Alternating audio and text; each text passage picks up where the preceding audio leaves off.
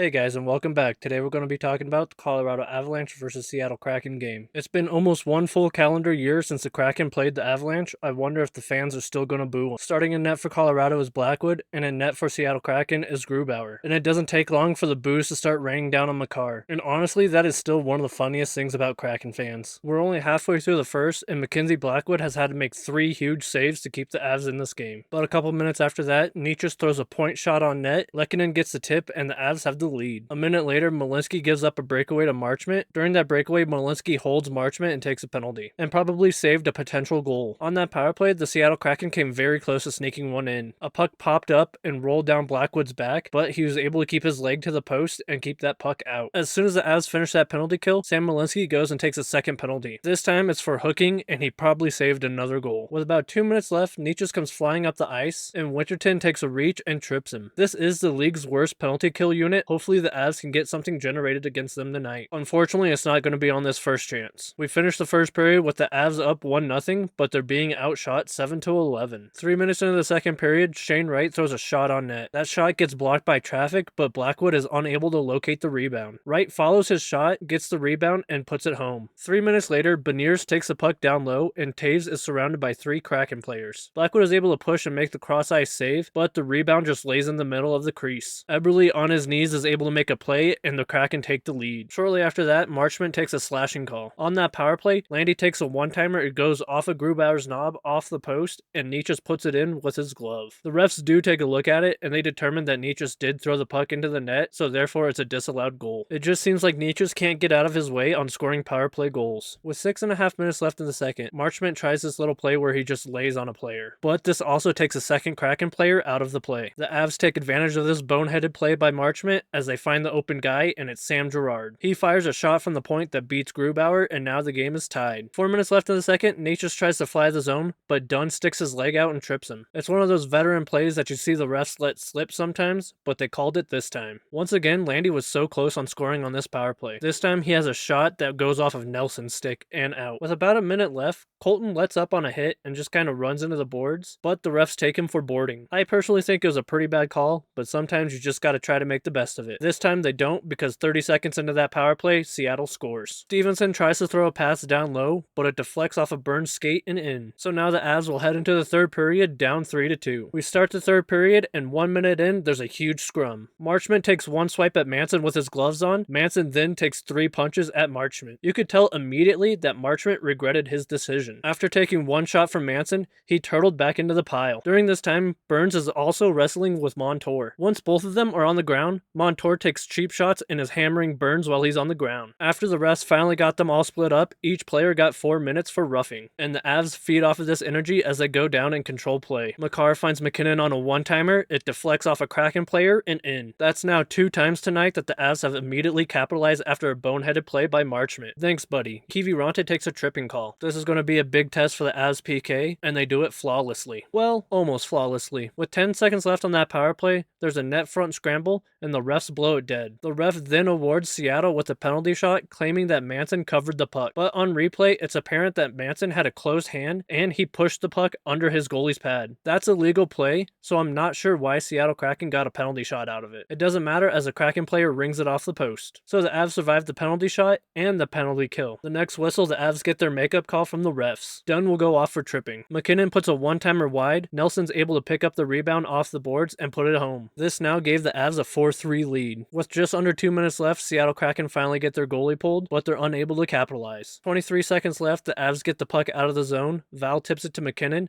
and McKinnon just powers his way down the ice. After he finally gains the zone, he does a little backhand flip into the empty net, and the Avs take this one 5-3. After Manson and Burns handled the fake tough guys, it was all downhill for the Avs. McKinnon had a huge 3-point performance in just the third period to push the Avs to the win. Next game is Friday against the Jets. See you then.